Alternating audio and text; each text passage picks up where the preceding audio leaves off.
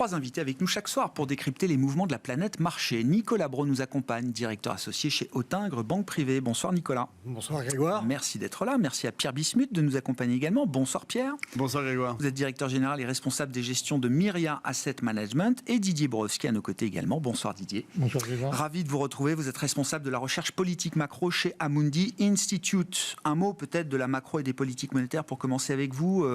Didier, qu'est-ce que vous comprenez à ce stade de la fonction de réaction des banques centrales, notamment de la fonction de réaction de la Fed dans le sillage du discours de Jérôme Powell au regard de l'état de santé de l'économie américaine par rapport à la fonction de réaction de la Banque centrale européenne? Les deux banques centrales vont délivrer une baisse de taux au cours du mois de septembre. On a quand même l'impression que les motivations sont un peu différentes de part et d'autre de l'Atlantique. La situation est radicalement différente entre ce qui se passe aux États-Unis et en Europe. Ça, c'est un premier élément. Alors, ce qu'il faut quand même avoir en tête, si on remet les choses en perspective depuis début 2022, c'est qu'il y a quand même une hausse des taux très marquée aux États-Unis. Et que depuis le pic d'inflation, l'inflation a beaucoup ralenti. Alors, qu'est-ce que ça veut dire? Le taux des Fed Funds, le principal taux directeur de la Réserve fédérale, est désormais au-dessus des principales métriques d'inflation, et notamment de l'inflation sous-jacente. Quand on regarde le déflateur de la consommation des ménages dans les comptes nationaux, c'est un peu technique, mais c'est ce que regarde la Réserve fédérale. Au cours des 3 derniers mois en rythme annualisé, on est déjà en deçà de 2%. Ouais. Donc il y a des indicateurs qui montrent qu'il est temps, en effet, de commencer à baisser les taux. Et puis, rappelons quand même une chose, la Réserve fédérale n'a pas commencé à baisser ses taux. La BCE a déjà commencé à baisser ses taux. Donc il y a un argument taux réel qui est bien là. Deuxième argument, qui est très important, c'est que quand on regarde les gains de productivité aux États-Unis et la dynamique des salaires, on a des coûts salariaux unitaires qui sont sous contrôle. Et donc, ça devrait ancrer les anticipations d'inflation et permettre à cette désinflation de persister. Et donc, ça, c'est un élément qui consiste à dire, est-il rationnel de maintenir des taux réels des Fed Funds aussi élevés, même si la croissance, on va revenir dessus, reste assez solide dans ce type d'environnement? Non, il y a une volonté de revenir graduellement, et c'est là la grande question, c'est à quel rythme, à un taux dit neutre. Alors maintenant, la question, c'est, en effet, est-ce qu'il faut baisser les taux quand la croissance reste très au-dessus de son potentiel? Parce qu'on a 3% de croissance au deuxième trimestre, on a l'impression que ça ne faiblit pas trop du côté de la conjoncture américaine, et puis on a Jérôme Powell qui nous dit la principale menace, c'est maintenant l'emploi, c'est plus l'inflation. Alors évidemment, on se pose la question de savoir s'il est urgent de baisser les taux d'intérêt. Mais je crois que le cycle américain va commencer à s'essouffler, à battre de l'aile. Alors il n'y a pas péril en la demeure, pas de récession, etc. Mais l'idée qu'on ait une croissance qui revienne, et qui soit même pendant plusieurs trimestres en deçà du potentiel dans les trimestres qui viennent est assez fiable, avec une détérioration sans doute un peu graduelle du marché du travail. Donc on va regarder bien sûr le marché du travail de vendredi, compte tenu de ce qu'a dit Jérôme Powell, mais on peut très facilement justifier 50 à 100 points de base de baisse de taux du côté de la Réserve fédérale sans avoir d'affaiblissement conjoncturel très marqué. Il y a un côté un peu forward-looking dans le discours de Jérôme Powell, qui est capable de voir à travers le 3% de croissance du PIB au T2, le 4,3 ou 4,2% de taux de chômage qu'on aura encore pour l'été, pour le mois d'août. Il est capable de voir au-delà et de se projeter au-delà de ce qu'on voit immédiatement. Mais il peut déjà justifier, indépendamment, sans affaiblissement de l'activité, ils peuvent déjà facilement justifier 100 points de base de baisse de taux. D'accord. Donc ça, c'est un premier élément. Il y a 4 baisses de taux faciles pour la Fed, là. À justifier compte tenu du niveau d'inflation, des coûts salariaux unitaires, etc. Alors ensuite, la vraie question, c'est à quel rythme il va le faire, parce qu'évidemment, si la croissance reste solide, il n'y a pas de raison d'aller à un rythme très rapide. Mais l'idée de faire 100 points de base dans les 6 à 9 mois qui viennent, c'est quand même assez crédible. Alors, de notre point de vue, il y a un emballement des anticipations de marché avec 4 baisses de taux anticipées d'ici la fin de l'année. Oui. Ça nous semble un peu rapide. D'accord. Compte tenu d'une fonction de réaction normale. C'est un peu trop concentré, vous dites. C'est un peu trop concentré. Il y a peut-être un excès d'anticipation du côté des baisses de taux. C'est pas sur la direction que j'ai un problème, c'est peut-être sur l'ampleur des baisses de taux en aussi peu de temps. Il faudrait vraiment une séquence de chiffres très négatifs pour faire que la Réserve fédérale aille dans cette direction. Et donc, on va regarder de très près, bien sûr, comme tout le monde, le marché du travail vendredi. Alors, en Europe, rien à voir, parce que nous, on n'a pas une croissance très au-dessus du potentiel. On peine à revenir vers le fameux potentiel de croissance, qui en plus est beaucoup plus faible qu'aux États-Unis. On a des coûts salariaux unitaires qui restent très élevés, parce qu'on a des salaires qui, même s'ils ralentissent, continuent de croître avec retard et de rattraper un peu les hausses de prix. Et puis, il n'y a pas de productivité, ou très peu. Et donc, la question qui se pose pour la Banque Centrale Européenne, c'est quid à moyen terme, enfin je veux dire d'ici un an, si on a des coûts salariaux unitaires qui continuent d'être assez élevés, est-ce qu'on ne va pas avoir une inflation sous-jacente, notamment dans les services, qui va rester persistante? On ne voit pas quand même la tension sur les salaires décélérer un petit peu devant nous à travers les négociations salariales, etc. Je crois que même c'est accrédité par la Banque Centrale Européenne et un membre comme Isabelle Schnabel dans son dernier discours. elle met quand même ce point dans la case de la désinflation et de la tendance désinflationniste intacte à ce stade. On s'attend à ça. On pourrait aussi avoir une petite reprise technique de la productivité. Les marges de profit qui vont aussi se réduire un peu, etc. Elles se sont déjà beaucoup réduites. Donc il y a des éléments qui permettent de militer pour une poursuite des inflations. Et c'est pour ça que, abondant dans votre sens, nous on anticipe un peu plus de baisse de taux du côté de la BCE que ce qui est anticipé. Mais sauf que la conclusion que tire Isabelle Schnabel de cette situation et de cet état des lieux qu'elle dresse n'a pas l'air d'être la vôtre, Didier. Non, mais comme je dis, je pense qu'il y a un élément qui fait qu'il y a toujours des faucons du côté de la Banque Centrale Européenne. Il y a les évolutions salariales et les coûts salariaux unitaires. Et à juste titre, ils peuvent s'inquiéter de la persistance de certaines pressions inflationnistes. Mais je suis assez d'accord que dans l'ensemble, les indicateurs plaident pour continuer la séquence monétaire et faire 3 baisses de taux d'ici la fin de l'année, un peu comme aux États-Unis. Enfin, je veux dire, d'ici la fin de l'année, ça nous semble assez raisonnable et rationnel. Et il n'y a pas grand danger à le faire compte tenu du fait qu'on a déjà passé le pic d'inflation. Maintenant, la question, c'est à quel rythme est-ce qu'on peut aller beaucoup plus loin et quand est-ce qu'on va revenir vers les sacro-saints 2%. Cette persistance de l'inflation sous-jacente, elle est plus marquée en zone euro qu'aux États-Unis. Donc il est normal qu'il y ait plus de débats en zone euro qu'aux États-Unis. Et puis il y a un point d'interrogation, on y reviendra si vous avez des questions, sur le cycle en Europe. Il y a des risques, la demande interne n'est pas vraiment au rendez-vous comme on l'attendait. Donc et puis comment les facteurs politiques et les facteurs réglementaires, budgétaires peuvent aussi peut-être avoir un impact sur la poursuite du cycle en Europe. C'est clair que l'étape qui vient pour l'ensemble de l'Europe, c'est une phase dite de consolidation budgétaire qui ne va pas évidemment ajouter de la croissance. Donc on va sortir de la période de vache grasse entre guillemets, c'est-à-dire d'expansion budgétaire pour combler et ça peut en effet jouer négativement sur l'activité. Comment vous regardez ces histoires de baisse de taux et ce cycle devant nous? Est-ce qu'on peut s'attendre à quelque chose d'assez synchronisé ou est-ce qu'il faut imaginer du désordre entre une Fed ou en tout cas un Jérôme Powell qui tient un discours résolument dovish ou agressif alors que l'économie américaine n'a peut-être pas besoin urgemment en tout cas de baisse de taux agressive, et à l'inverse une BCE qui, si elle est partie la première, semble quand même sur la retenue et semble pas se précipiter vers une accélération de son cycle de baisse de taux, quand bien même la conjoncture pourrait le justifier. Alors, on en avait parlé la dernière fois que je suis venu. Et même la fois d'avant, voilà, mais il y avait d'avant. Oui, parce qu'il y avait et la prochaine. Il me semblait évident qu'il y avait un manque de stratégie de la part de la BCE et malheureusement pas. En tout cas, on a l'impression qu'il ne voit qu'un risque. Le discours Schnabel là-dessus est très clair. Qu'il y a un risque peut-être de persistance de l'inflation, je ne le nie pas, mais c'est le seul risque sur lequel il se focalise aujourd'hui. Ouais. Mais à la limite, ils sont dans leur mandat, et puis c'est vrai que c'est 20 gouverneurs qui ne s'entendent pas, où chacun campe sur une idée qu'il se fait de l'histoire. C'est vrai que le consensus est difficile à trouver, mais au final, ce qu'on se disait ce matin en comité d'allocation, est-ce que c'est bien ça le plus important? Parce que finalement, le consensus se trouve tout le temps, et c'est vrai que ils ont même réussi à baisser les taux en premier. Mais la BCE avait pas de stratégie. Bon là, je pense qu'avec la Fed qui entame un cycle de baisse des taux, c'est plus facile pour la BCE de savoir ce qu'il faut faire, ce qu'elle doit faire. Ça va inciter la BCE à... Je pense pas, mais ça va rassurer la BCE, parce que je pense que la BCE qui tirait en avance de la Fed, c'était extrêmement inconfortable pour la BCE, parce que...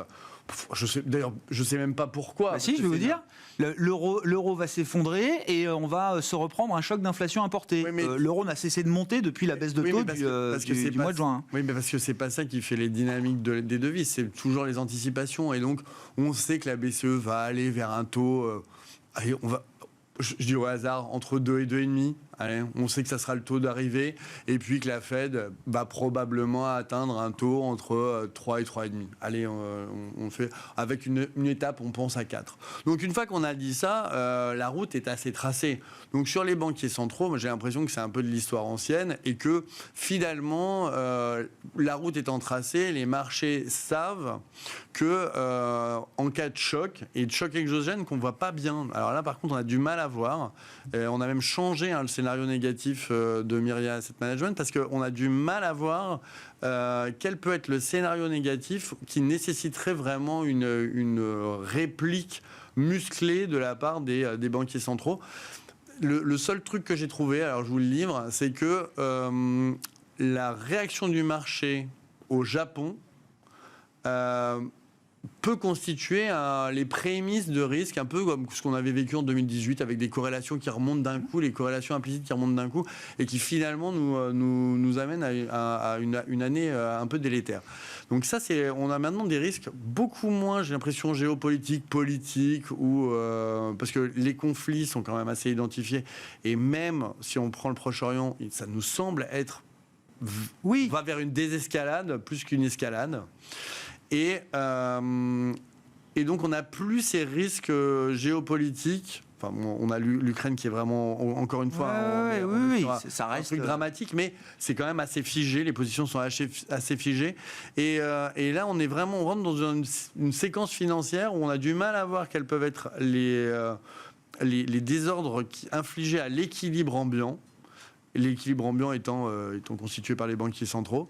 Donc là, on a des risques financiers. En plus, le dernier point sur lequel je veux aborder, parce qu'on l'oublie tout le temps, mais je pense que l'obsession de la Fed, enfin je ne sais pas si c'est l'obsession de la Fed, mais en tout cas, si j'étais à la Fed, moi, mon obsession, ça serait de dégonfler mon bilan et de revenir à un truc post-2020. Et c'est vrai que là, l'effort est quand même assez important, puisqu'on a perdu 1000 milliards de liquidités. Et donc, je pense que ça amène de l'eau à ce que disait Didier, c'est que vraiment, ils peuvent faire 100 bips sans aucun problème, parce que d'autant plus que, parallèlement, ils vont retirer de la liquidité. Et ils vont continuer ce cycle de retrait de la liquidité. Même s'ils ralentissent, je crois, le rythme de réduction du bilan, quand même. Ouais, mais ils sont prudents aussi sur cet aspect quantitatif de leur politique. Mais c'est quand même continu, c'est qu'on voit vraiment que le bilan il n'y a pas de doute, on le voit, oui. Et donc, de toute façon, la Fed, sa stratégie, et là, elle est toujours claire depuis des années, c'est toujours d'avoir des bases de manœuvre et des munitions. Si ça ne vous inquiète pas, les histoires de banquiers centraux et de politique monétaire, qu'est-ce que ça implique pour les marchés ? Est-ce que ce qui se passe là et les baisses de taux qui sont intégrées, pricées, vous dites, voilà, le chemin semble assez bien balisé. Ouais. Ce qui est balisé là, c'est bon pour les actifs risqués toujours ? Oui, absolument. Sauf que ce qui nous paraît bizarre, c'est que les marchés achètent ou vendent l'aléa moral. Donc là, le 1, 2 et 5 août, tout d'un coup, il ne va plus y avoir d'acheteurs en dernier recours et de sauveurs. Et les banquiers centraux vont démissionner de leur mission de stabilisation. Et donc, on a moins 20 sur le Nikkei parce que le gouverneur de la BOJ a un discours un peu au quiche et dit on va peut-être remonter les taux, mais on part quand même de hyper bas. C'est à la mesure du levier qui s'est accumulé, j'imagine, sur ce genre de trade, Pierre. Là, c'est vraiment l'effet papillon. Honnêtement, 0,15 avec une banque centrale qui a à peu près tous les actifs et un levier qui sert à financer l'économie japonaise si c'est plus le one-way trade que ça a été, je peux comprendre que ceux qui sont positionnés sur du carry alors que ça se déboucle soient un peu stressés, quoi. Ça, d'accord, que ça se déboucle, oui, mais que ça engendre autant de volatilité, là est vraiment ça nous paraît être là le danger, voilà. Donc le marché, il est aussi entre j'achète l'aléa morale et je vends l'aléa morale. Bon. Qu'est-ce que ça vous inspire, tout ça, notamment du point de vue de l'investissement action ? Est-ce que les baisses de taux qui se profilent sont bonnes pour l'investisseur action ? Qu'est-ce que ça implique pour le marché action ? Et je veux bien qu'on commence à évoquer un peu l'idée peut-être d'une émergence, d'une nouvelle hiérarchie sectorielle. Les secteurs dont on parle aujourd'hui qui sont sur le devant de la scène ne sont plus forcément les mêmes dont on parlait il y a quelques mois encore. Ouais. Nicolas Brault. Disons que le seul point à propos des banques centrales, je voudrais rajouter, au-delà du sujet du policy mix différent, structurellement différent aux États-Unis, la sensibilité à la croissance, le mandat qui est différent, de faire comme on semble le dire en ce moment, que la Fed invoque les sujets de l'emploi, qui n'est pas absolument un indicateur avancé, pour dire qu'ils vont trop vite. Il y a quelque chose où je ne comprends pas. Voilà, c'est le seul point. Je ne suis pas du tout sûr. Après Didier et Pierre, on dit plein de choses dans lesquelles je me retrouve. On part de 5,5 de niveau de taux. La croissance est en train de ralentir. Il y a des signaux qui rassurent et des signaux qui sont historiquement plutôt annonciateurs d'un ralentissement plus sérieux. Donc je ne conteste pas l'importance des chiffres de l'emploi, mais de dire que la Fed panique pour ça, non, je ne crois pas. Alors après, quelles implications ?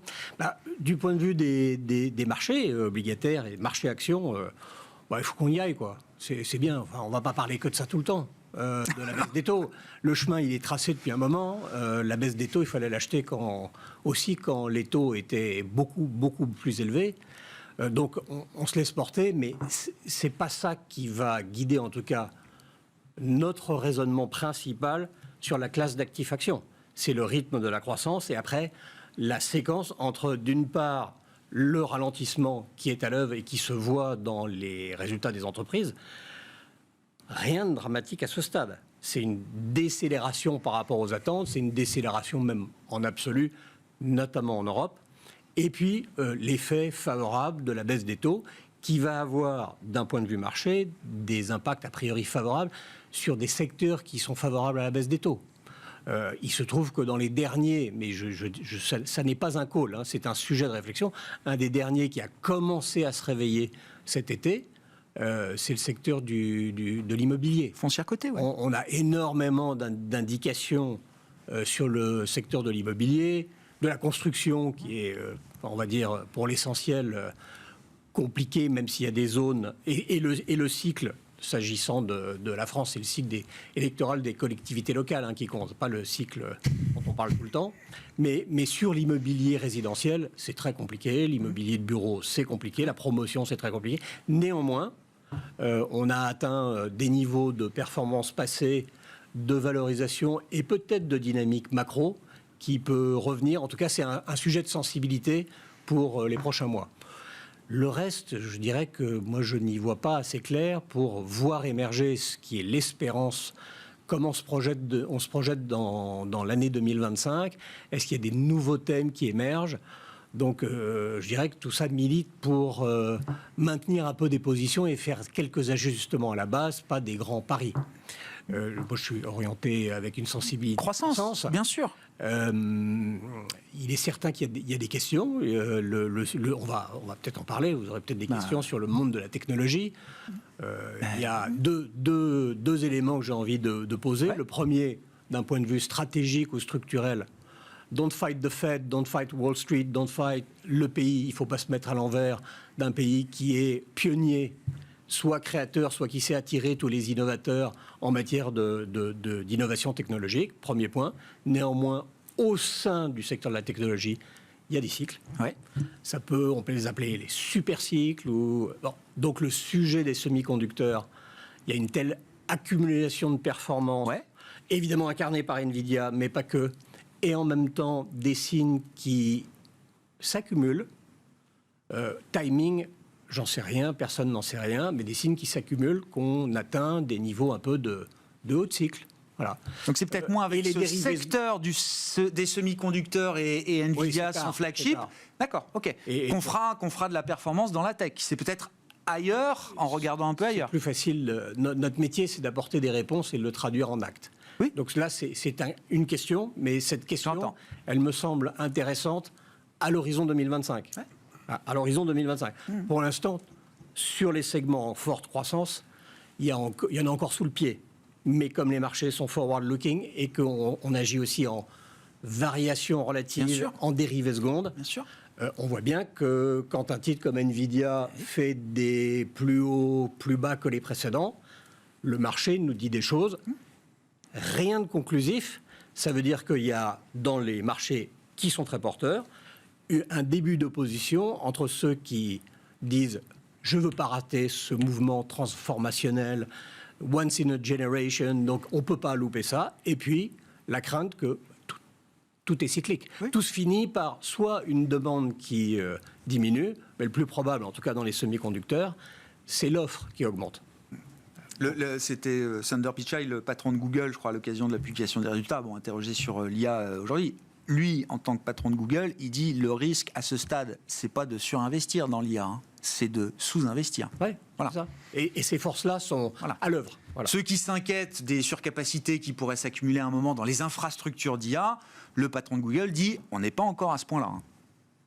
Alors, juste là-dessus, et je ne suis pas un expert, et puis je ne veux surtout pas m'opposer au mouvement sur l'IA.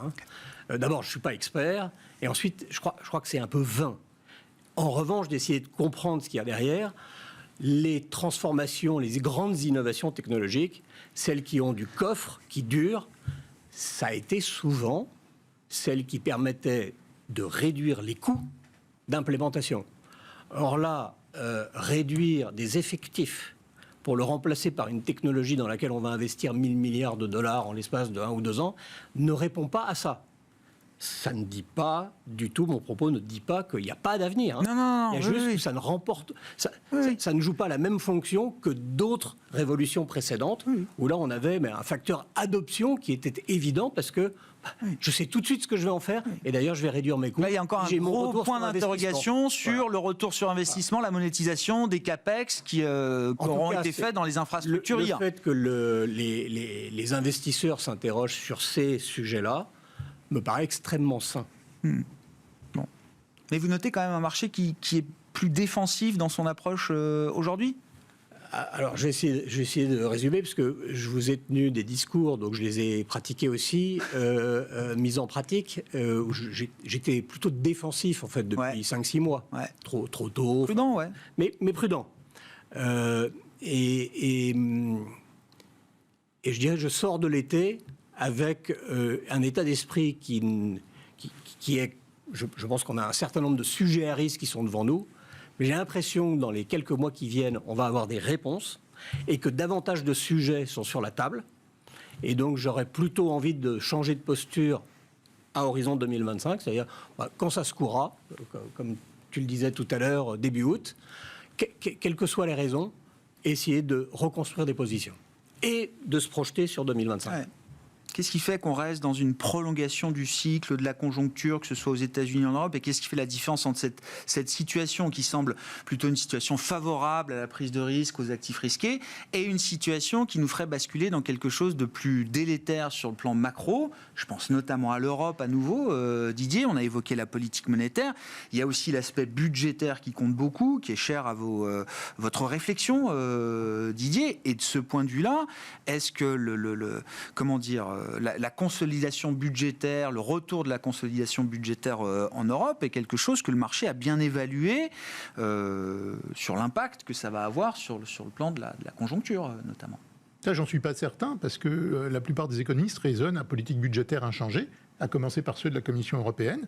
Et quand on regarde les simulations de la Commission européenne sur ce que provoquerait en termes de croissance un ajustement ou une consolidation budgétaire dans l'ensemble des pays de la zone euro, on faudrait écréter la prévision de croissance l'an prochain d'environ un quart de point de PIB, disons dans le meilleur des cas un quart de point de PIB. Donc c'est pas la fin, on n'est pas du tout dans une forme d'austérité budgétaire, mais c'est quelque chose qui va limiter la croissance, surtout si on a une reprise qui se poursuit. Alors il y a cette problématique de la consolidation budgétaire qu'il va falloir étaler dans le temps. Il y a des nouvelles règles budgétaires. Je pense qu'on aura l'occasion de revenir dessus parce qu'il va y avoir évidemment des échanges avec la Commission européenne à l'automne. Mais il faut quand même se préparer au fait que les années qui viennent doivent s'accompagner d'une consolidation budgétaire, ne serait-ce que pour consolider la position de l'Europe. Est-ce que ça condamne la zone euro à une atonie économique comme celle qu'on vient de vivre depuis 2 ans ? Non, je crois pas. D'accord.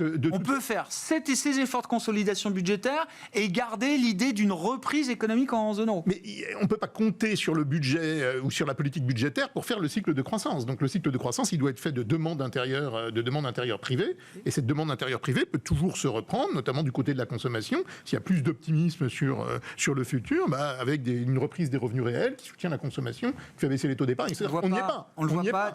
Ça ne marche pas. Non, mais on n'y est pas. On n'y est pas. Et c'est pour ça qu'il plus on accumule d'épargne, moins on en dépense. Non, mais voilà. Mais là, il faut se poser une question en fait d'ajustement. Mais il faut aussi se dire que l'Europe a besoin de se muscler face aux États-Unis, notamment compte tenu des élections présidentielles américaines. On voit bien qu'il y a des scénarios qui peuvent amener l'Europe à devoir prendre des positions assez fortes. Et cette musculature, elle ne sera possible que si elle est d'accord sur la consolidation budgétaire. Je m'explique. On parle beaucoup, par exemple, de besoins, et ça, quel que soit le candidat qui gagnera les élections présidentielles américaines, on aura besoin de mieux structurer la défense européenne, d'investir davantage dans l'industrie de la défense en Europe, etc. Bon, si on veut, à un moment donné ou à un autre, faire naître l'espoir de pouvoir financer ça conjointement par des obligations européennes, on n'y est pas. Et on est loin d'un accord entre les Européens sur ce point. Mais si on veut aller dans cette direction avec l'idée qu'il y a des biens communs européens qui seraient bons de financer par de la dette commune en Europe, un peu comme on a fait avec le Next Generation EU, il faudra bien en contrepartie que les États européens, qui sont les plus rétifs à aller dans cette direction, observent que ceux qui ont été les plus dépensiers, qui ont des dérives des dépenses publiques, font de la consolidation budgétaire. Donc il ne faut pas voir à courte, je veux dire, la vision à courte vue consiste à dire la consolidation budgétaire c'est mauvais conjoncturellement sur l'année prochaine. Oui, mais attention, ça peut redonner des degrés de liberté face au choc du futur. On a besoin de reconstruire des amortisseurs budgétaires et on les a plus. Et puis, ça peut aussi inciter, si jamais il y a avancer un peu plus loin dans la construction européenne. J'entends ce point. J'entends ce point. Sur le plan structurel en Europe. Même si j'ai l'impression que politiquement, on s'est éloigné, puisqu'on s'est rapproché quand même ces derniers temps de ce chemin-là. Oui, il y a des cycles politiques pays par pays qui rendent compliqué, évidemment, la gestion des choses publiques. Mais la direction, elle est là, et il ne faut surtout pas voir la consolidation budgétaire comme étant quelque chose qui affaiblira l'Europe à moyen terme. Au contraire. Il faut la présenter comme étant quelque chose qui permettra. Ouais, j'entends cet argument. Un mot de la Chine rapidement, Didier, pour que je passe la parole sur la Chine, parce que là, les matières premières s'effondrent, pardon, ça on perd 4% sur le pétrole, mais c'est quand même des mouvements significatifs, et j'ai l'impression qu'on fait assez vite le lien avec le trou noir chinois dont on n'arrive pas à sortir. Alors il y a une crise immobilière. Alors ça tout à fait en ligne avec notre scénario. Il y a une crise immobilière qui n'est pas encore bien endiguée. Il y a des autorités en Chine qui ne sont pas prêtes à sortir des grands plans budgétaires ou même du quantitatif. Toujours la même histoire, rien ne change. Donc ils sont très lents à la réaction, et donc mécaniquement, on a en effet ces ralentissements qui rétroagissent sur l'Europe et notamment sur l'industrie européenne. Et ça, c'est un vrai sujet de préoccupation du côté de l'industrie européenne, qui est pas lié à la politique monétaire. D'où mon point pour les investisseurs, et notamment vous, Pierre, pas besoin d'être investi en Chine. Je crois que j'ai bien retenu le message et la demande des clients de Myria Asset Management de ne pas se forcer à investir en Chine. Néanmoins, comme le dit Didier, ça a forcément des impacts sur les activités de nos entreprises, de nos groupes occidentaux, etc. En Allemagne. Oui, en Allemagne en première ligne. Oui. Non, mais c'est sûr. Et justement, la difficulté en tant qu'allocataire d'actifs, c'est de mélanger deux risques, à savoir allouer de l'argent sur des zones géographiques, sur des indices, et mélanger avec des risques de gestion active, donc de choix d'entreprise. Et c'est vrai que quand on a des zones de ralentissement et des zones de croissance peut-être en berne, on peut faire le choix finalement, et c'est un peu comme ça que moi je gère les fonds d'investissement de Myria Asset Management, de finalement se limiter à un seul risque, un risque d'allocation d'actifs. Donc effectivement, on n'est pas investi sur la Chine, et pour assez bien gérer les risques de sectoriels, puisqu'on en est là sur... c'est vrai que les indices et se rapprocher, réduire les marges de manœuvre sur les investissements sous-jacents permet sans doute d'éviter des déceptions dans un environnement qui est un peu changeant. On a bien vu qu'il y avait pas mal de rotations sectorielles, donc depuis avril, vous en avez parlé sur l'automobile, mais il n'y a pas que... Non, on n'en a pas parlé encore, on en parlait entre nous, mais on va en parler, oui. Alors sur l'automobile, il y a eu effectivement une grosse rotation sectorielle, mais... Le secteur a été divisé par deux sur le plan boursier depuis les points hauts du printemps. On a les banques qui sont en train de revenir, on va dire que c'est des phénix, notamment en Europe, puisque... Et ça tient. Ça tient vraiment depuis 2021. On a aussi le secteur du luxe qui est plus volatile, on va dire, dans ce cadre-là, avec une incertitude sur les baisses des taux. C'est vrai que l'impact de la Chine est important sur l'économie européenne, mais d'un point de vue investisseur, c'est vrai que nous, on reste complètement à l'écart des actions chinoises. On aime beaucoup, en revanche, les emprunts émergents, forcément chinois, puisque là... C'est vrai qu'on a renforcé les emprunts émergents, et c'est vrai que les banquiers centraux nous donnent vraiment une vision assez claire sur les dettes émergentes en devises fortes. Pour ne pas se faire piéger par tel ou tel secteur, c'est vrai qu'on privilégie vraiment des gestions très diversifiées sur tous les secteurs, avec des paris relativement contenus par rapport à la structure des indices. Le boulet chinois, Nicolas, qui souvent retenait à travers le discours des entreprises qu'on publiait notamment, grossièrement, j'ai eu l'impression que toutes les entreprises occidentales exposées en Chine ont reporté de mauvaises nouvelles et des déceptions sur cette partie chinoise. Je partage votre impression. C'est manifeste. Il y a des tas d'exemples. Le luxe et la beauté qui font une personnalité, une identité forte de l'indice parisien emportent la marque. Mais ça va beaucoup plus loin, les sujets de consommation des ménages, équipement de la maison, équipement de la cuisine, les cèbes de ce monde, on le voit très bien depuis post-Covid. C'est quoi la profondeur du sujet pour eux, pour ces marques occidentales, ces franchises très puissantes? C'est un problème de manque de reprise de la consommation chinoise, ou est-ce que c'est de plus en plus mais les deux face à un consommateur chinois frileux, l'émergence de marques chinoises qui trouvent peut-être en première intention le consommateur chinois là où elle ne les trouvait pas forcément auparavant. Et ce phénomène-là, jusqu'où il se diffuse? Dans l'automobile, je crois qu'on a compris, mais est-ce que ça va jusqu'à attaquer des secteurs forts pour nous, comme la beauté, le luxe, demain, etc. Grégoire, je crois que le sujet principal récent, c'est-à-dire des 12 derniers mois, 18 derniers mois, c'est un sujet, on va dire macro, c'est un sujet de manque de confiance dans la conduite du pays et du consommateur chinois. Point. Le reste, la concurrence chinoise, ça a toujours existé. Enfin, on n'a pas découvert dans cette décennie que les Chinois étaient capables de reproduire, de copier, d'exporter, d'innover. Et il est vrai que récemment, c'est-à-dire ces dernières années, comme il y a des avenues de croissance, l'innovation dans des sujets comme la beauté, c'est absolument patent. Il y a une foison d'acteurs. Les Coréens qui progressent, qui progressent, qui gagnent des parts de marché, mais avec une vitesse, une rotation aussi, un côté parfois éphémère du succès. Hein, attention, c'est des étoiles qui filent. C'est pas pour autant qu'il y a eu l'émergence à ce stade de gros acteurs fédérateurs. Il n'y a pas encore le Hermès chinois ou le LVMH chinois ou le Louis Vuitton chinois. Non, je crois qu'on en est loin. Non, parce que dans d'autres secteurs, je vois un Luckin Coffee, par exemple, sur le marché du café, qui lui, n'arrête pas de gagner des parts de marché, là où Starbucks, en Chine, désormais, en perd. Enfin, il y a quand même des histoires de vases communicants qui sont parfois spectaculaires. Donc, indéniablement, de toute façon, vous avez bien vu dans l'énergie renouvelable, les puces, enfin, just name it, les trains, les voitures... la concurrence chinoise est à prendre extrêmement au sérieux. D'abord sur un plan local, domestique, le marché chinois reste un marché adressable profond, sauf qu'il a perdu sa croissance à 2 chiffres et parfois c'est de la décroissance qui peut être structurelle ou qui peut être d'ordre cyclique. Maintenant, le vrai sujet, c'est contrer la concurrence chinoise sur les autres marchés. Alors, allez. Vous avez envie de parler d'automobile. Moi, je n'investis plus dans l'automobile depuis des années. Je n'ai pas d'envie du tout de revenir. Enfin, il faut vraiment regarder que le marché européen pour se focaliser sur les voitures chinoises qui inondent le monde émergent depuis, 10 ans. Et qui est-ce qui a remplacé, Peugeot en Iran et l'Iran, c'est un tout petit marché. Donc, la concurrence chinoise dans l'automobile... Et c'est devenu la force dominante. On a vu les États-Unis qui faisaient 15 millions d'immatriculations. La Chine est devenue 20, 25. Ça se tasse. C'est le premier marché demande locale. C'est le premier sourceur d'exportation.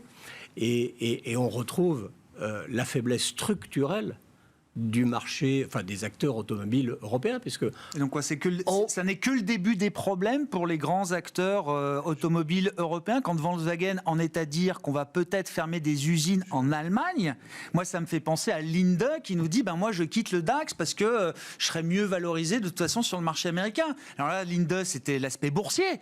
Là, on est dans la réalité où c'est des emplois, où c'est une marque, Volkswagen, un emblème, etc. quoi. Des chaînes de valeur. Grégoire, je vais essayer de ne pas mettre de l'huile sur le feu et pas donner de leçons. Mais franchement, à partir du moment où le politique dit ce que vous devez vendre à des consommateurs, et qu'on se rend compte que le consommateur a quand même un goût assez mesuré de la chose électrique, ça rime pas bien avec le capital. Ça fait 5 ans que le marché automobile européen est dicté par des directions qui ont été données par des politiques. Pas par le consommateur et pas par les constructeurs qui, quand ils avaient le parler vrai, ont tout dit il y a 3 ou 4 ans. Donc là où oui, c'est qu'on n'a encore rien vu, les craintes qu'on peut avoir, c'est sur le plan social en Europe. L'écosystème automobile en Europe fait travailler des millions de personnes. Ça oui, ça fait peur. Après le reste, on va mettre des barrières, on va se défendre comme on peut, mais d'un point de vue investissement, c'est le lieu, c'est le sujet de votre émission, Oui. c'est pas la peine de s'embêter avec ces Si vous n'en avez pas fait depuis 2019, c'est pas maintenant que vous avez envie d'en faire. Quand l'innovation ne marche pas et ne crée pas le marché, restez à l'écart. Il y a des leçons un peu macro, même en termes de politique publique, à retirer de ce qui se passe sur le secteur automobile en Europe aujourd'hui, de cette espèce de tempête parfaite. Je crois que là, on ne voit pas beaucoup d'issues positives, franchement, pour ce secteur aujourd'hui, Didier. Et puis il y a un qui est un grand poids lourd. Et puis il y a un grand point d'interrogation qui va être la politique américaine post-élection, et notamment si on a Sur les tarifs avec, bien sûr, parce que ça va être le sujet. Donc je pense qu'il est difficile de se positionner avant parce que c'est assez binaire et on aura évidemment plus de tensions protectionnistes si Donald Trump est élu. Donc là, je pense que tout le monde va être sur le qui-vive en fonction des scénarios et on va vers une montée. On a des pressions protectionnistes qui sont là pour durer.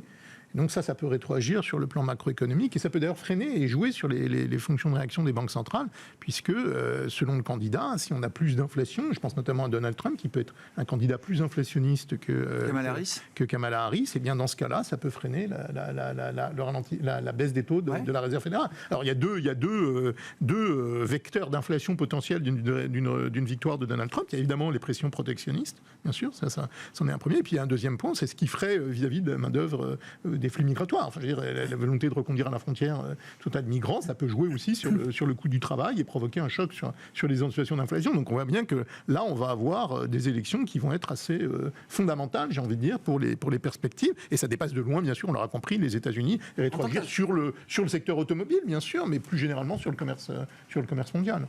Donc là, on a un vrai sujet de préoccupation et malheureusement, il va falloir attendre bien sûr le résultat des élections pour en savoir plus. Mais je pense qu'il faut se préparer à une conflictualité quand même plus importante. Ouais. Bon, pour des secteurs, effectivement, comme l'automobile, qui vont se retrouver en première ligne, effectivement, dans le cas où Trump reviendrait avec l'idée de tarifs.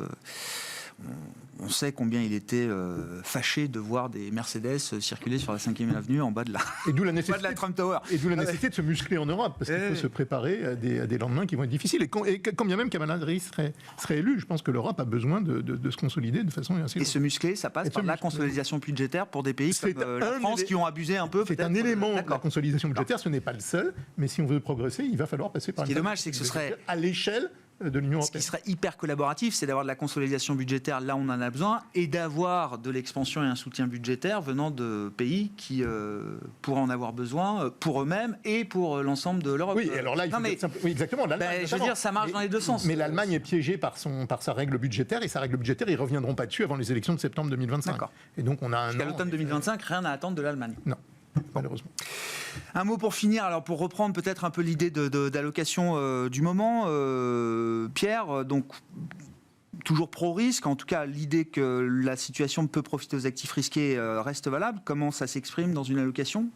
Alors, pour synthétiser un peu tout ce qui vient d'être dit, moi, ce que j'entends, vous amener de l'eau à mon moulin, j'espère. C'est vrai qu'on ne voit pas bien dans ces circonstances quoi faire en dehors des grandes capitalisations. C'est vrai que... On entend quand même que sur ce plateau que le vrai risque il pèse sur les petites et moyennes capitalisations bien plus que sur les larges, puisque si on a une absence de consolidation budgétaire, des risques, on va dire, sur certaines zones, l'idée c'est d'être vraiment au maximum diversifié sur des acteurs mondiaux. Donc c'est vrai que c'est un peu ce qu'on fait. Donc, malgré les valos à la casse, malgré un momentum opérationnel qui reste quand même bon, c'est toujours pas le moment de s'exposer trop, en tout cas, au small et mid cap. En tout cas, si je fais la synthèse de ce qui vient d'être dit, on est quand même assez consensuel dans notre scénario chez Myriad Asset Management. C'est vrai qu'on a peu de rémunération à s'extraire des indices. Et c'est vrai que les indices sont principalement composés de grandes capitalisations. Donc, on n'a pas du tout l'intention de se surexposer aux petites ou aux moyennes capitalisations. Toujours les zones les plus développées. On est revenu sur les émergents, donc par la dette en devise dure. On aime toujours le high yield. Et c'est vrai que là, ce qu'on aime bien, c'est enfin, on a un vrai pivot. Parce qu'on ne parle plus du pivot, mais on a un vrai pivot. Et donc, les banques centrales pivotent. Donc, vraiment, c'est pro-risque, c'est pro-croissance, pro-risque. Donc, on aime beaucoup le haut rendement. Et donc, oui, toujours en actif risqué, en ayant toujours cette petite musique qui nous dit attention aux corrélations qui peuvent se revenir à 1 très très rapidement. Et ça, on pense que les marchés peuvent être un petit peu plus chahutés. Compliqué de ce point de vue-là. Ouais. Bon. Cet été, on a vu justement plutôt un amortisseur obligataire face à la baisse des marchés actions, sur la partie actions entre autres, mais plus globalement aussi. Nicolas, quelle est un peu la ligne de conduite là, chez Autingre Banque Privée pour les clients en ce moment ? Je vais reprendre ce que j'ai dit tout à l'heure. Quand même un fond de prudence. Vous trouvez des positions d'attente avant d'y voir qui pivote, qui va pivoter. D'accord. Je suis plus prudent que la moyenne chez Autingre. D'accord. Alors là où Pierre a raison, d'un point de vue d'allocataire d'actifs, les arguments, j'en ai pas. Ayant un goût pour la classe d'actifs des small et mid cap, je note que un certain nombre d'histoires sont d'une qualité qui n'a pas grand-chose à envier aux grandes. Toujours, oui. 2, des niveaux de valorisation plus bas. Des business models parfois plus faciles à comprendre, en tout cas des mécanismes de fonctionnement des leviers opérationnels dans un sens ou dans l'autre qui sont plus faciles à comprendre, et une classe d'actifs qui est peu détenue et qui, lorsqu'elle bouge, peut aller vite. Ah ouais. Donc, les arguments, notre immixtion dans la classe d'actifs il y a quelques mois, qui est au stade observatoire pour préparer 2025, est toujours là. Oui, j'entends. On fera un spécial small et micro-cap même demain dans le quart d'heure thématique de Smart Bourse. Merci beaucoup, messieurs, d'avoir été avec nous ce soir pour Planète Marché. Pierre Bismuth, Myria Asset Management, Nicolas Brault, Autingre Banque Privée et Didier Borowski, Amundi Institute.